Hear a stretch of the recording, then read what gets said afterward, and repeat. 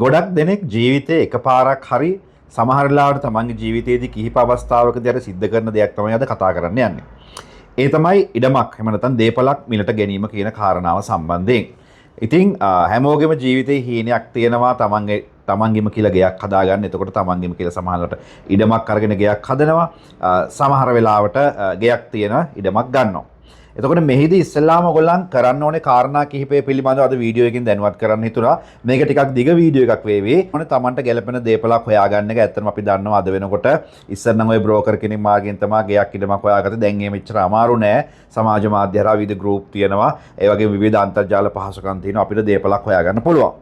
දේපලක් හොයාගත්තට පස්සේ ඔයා ඉස්සෙල්ලාම කරන්න ඕනේ ඒ අදාළ ඉඩමේ ගොඩක් වෙලාවට විකුණන ඉඩමේ ඔප්පුව ලබා දෙනවා. අපි දන්නවා අද වෙනකොට සින්නක්කර ඉඩම් තියෙනවා. ඒ වගේම හිමිකම් සහතික නිකුත් කරලා තියෙනවා රජයෙන්. ඇත්තටම මේ වගේ හිමිකම් සහතිකයක් තියෙන ඉඩමක් ගන්නවා නම් කිසිම දෙයකට බය වෙන්න දෙයක් නැහැ. ඒ වගේ ප්‍රශ්න ඔක්කොම නිරවුල් කරලා තමයි රජයෙන් හිමිකම් සහතික නිකුත් කරලා තියෙන්නේ. ඒ වගේම හොඳ නොතාරිස් කෙනෙක් ලියපු ඔප්පුවකුත් කිසි ප්‍රශ්නයක් නැහැ ඔයගලන්ට දේපල මිලදී ගැනීමේදී. ඉතින් මේ හිමිකම් සහතිකයේ හරි අදාළ ඔප්පුවේ හරි ගොඩක් වෙලාවට ෆොටෝකොපි එකක් දෙනවා. දීලා ඊළඟට ඔයා කරන්න ඕනේ අනිවාර්යයෙන්ම නීතිඥයෙක් තෝරගන්න එක. ඒ නොතාරිස් කාර්යාලයට ගිහිල්ලා බාර දෙන්න ඕනේ මේ ඔප්පුව පත්තිරු පරීක්ෂාවක් කරන්න. ඒ කියන්නේ ඉඩම් රෙජිස්ට්‍රාර් කාර්යාලයේ හරි හිමිකම් ලියාපදිංචි කිරීමේ කාර්යාලයේ හරි මේක දුන්නට පස්සේ මේ ඉඩම සම්බන්ධයෙන් තියෙන පූර්ව ගණදුණු සියල්ල ඔයාලට බලා ගන්න පුළුවන්.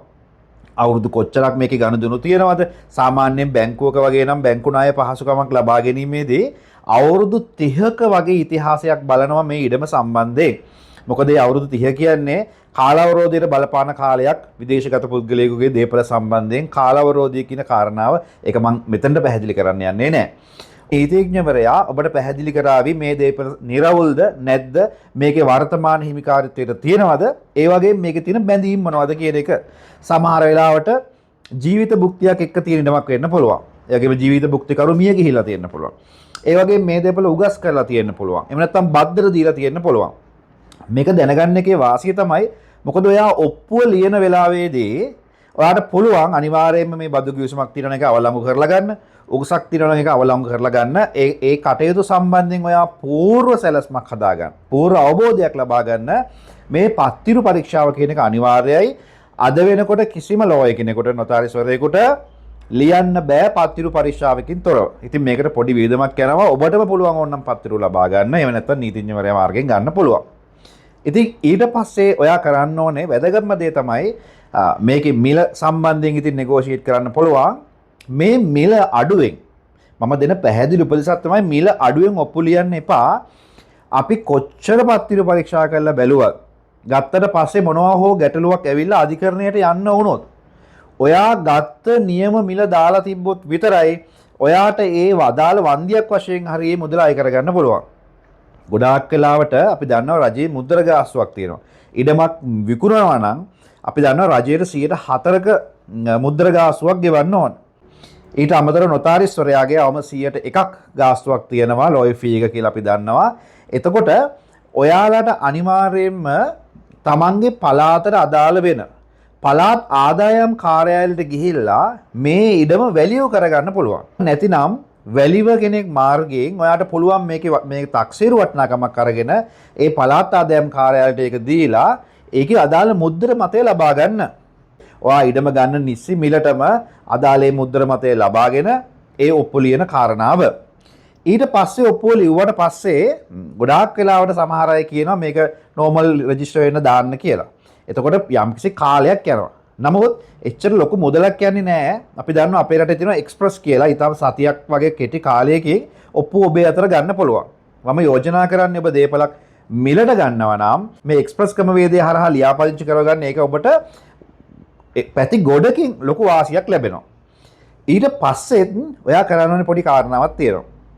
මේ දේපල ලියාපදිංචි වුණාට පස්සේ නිවැරදි පත්තිරුවේ හරියට ලියාපදිංචි වෙලාද කියලා බලන්න ලියාපදිංචි වුණ පත්තිරුවේ කොපි එකක් ඇප්ලයි කරලා ගන්න. මොකද සමහර වෙලාවට ඉතින් මිනිස්සුන් වැඩ කරන්නේ සමහර වෙලාවල ඉඩම් ලියාපදිංචි කිරීමේ කාර්යාලය වැඩ කරන මහත්තුරු අතර සුළු අතපසුවීම් වෙන්න පුළුවන්. වැරදි පත්තිරු වල ලියවිලා තියෙන්න පුළුවන්. එහෙම වෙච්ච අවස්ථා තියෙනවා. ඉතින් ඒ නිසා පත්තිරුවකුත් අරගෙන නැවත බලන්න ඔයාගේ ඔප්පුව අදාළ පත්තිරුවේ නිවැරදිව ලියාපදිංචි වෙලා තියෙනවද කියන කාරණාව. ඉතින් මම කලින් සඳහන් කරානේ මුද්‍ර මතය බලන්න ඕන කියන එක. ඉතින් ඔප්පුව ලියාපදිංචි වෙන්න කලින් හරි ලියාපදිංචි වුණාට පස්සේ හරි ඔයාගේ ඔප්පුවේ සීල් එකක් ගහනවා අපේ නිවැරදිව මුද්‍ර ගාස්තු ගෙවා ඇත කියලා. ඉතින් ඒ සීල් එකත් ගහන්න ගැහුවට පස්සේ ඔන්න ඔයාට ඔප්පුවේ නියමයි තියෙනවා. ඉතින් මේ ඔප්පුව පරිස්සම් කරලා තියාගන්න. ඉඩම් ලියාපදිංචි කිරීමේ කාර්යාලයේ පත්තිරු විනාශ වුණත් ඔයාට මේ තියෙන මුල් ඔප්පුව තියනවා නම් කිසිම ගැටලුවක් නැතුව ඊටමට අයිතිවාසිකම් කියන්න පුළුවන්. ඒ වගේම ඔප්පු ලියන්නේ යන දවසෙත් ගොඩක් අයට අමතක වෙන කාරණාවක් සමහර වෙලාවට කාර්යබහුලත්වය නිසා නොතාරිස්වරයාට කියන්න අමතක වෙන්න පුළුවන්. දැන් අපි දන්නවා හැම ඔප්පුවකම නොතාරිස්වරයාගේ පිටපතට ඡායාරූප අලවනවා කියලා. ඉතින් මිලදී ගන්න කෙනයි විකුණන කෙනයි පාස්පෝර්ට් සයිස් එකේ කලර් ෆොටෝස් දෙකක් අරගෙන යන්න අමතක කරන්න එපා ඔප්පු ලියන වෙලාවට. ඒ වගේම තව අමතක කරන කාරණාවක් තමයි සාක්ෂි. ඔගොල්ලන් මේ ඉඩම ගත්තා, මිලට ගත්තා, මේගොල්ලන් සල්ලි දුන්න කියන කාරණාව අනිවාර්යෙන් ඔප්පු කරන්න නම් සාක්ෂිකාරයෝ ඉන්න ඕනේ. ඉතින් අපි දන්නවා විකුණන පැත්තෙනුයි මිලදී ගන්න පැත්තෙනුයි එක එක්කෙනා සාක්ෂිකාරයෝ වශයෙන් අපි යොදලා අත්සන් කරනවා. ඉතින් සාක්ෂිකාරයෝ දෙන්නෙකුත් අරගෙන යන්න අමතක කරන්න එපා. තව පුංචි කාරණාවක් තියෙනවා. ඔයා ලංකාවේ නැතුව ඔයාගේ දේපලක් විකුණන්න පුළුවන්. කිසි ප්‍රශ්නයක් නැහැ.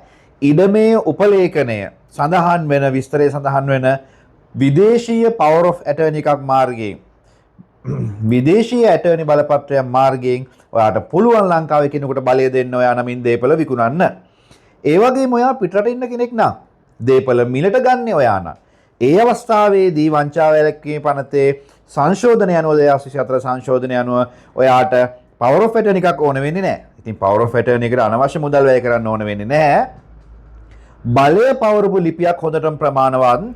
ඒක එවන්න මම මේ ඉඩම මිලදී ගන්න අහවල් පුද්ගලයාගේ සියලු විස්තර සඳහන් කළා. මෙයාට මා නමින් අත්සන් කරන්න බලය ලබා දෙනවා කියන කාරණාව.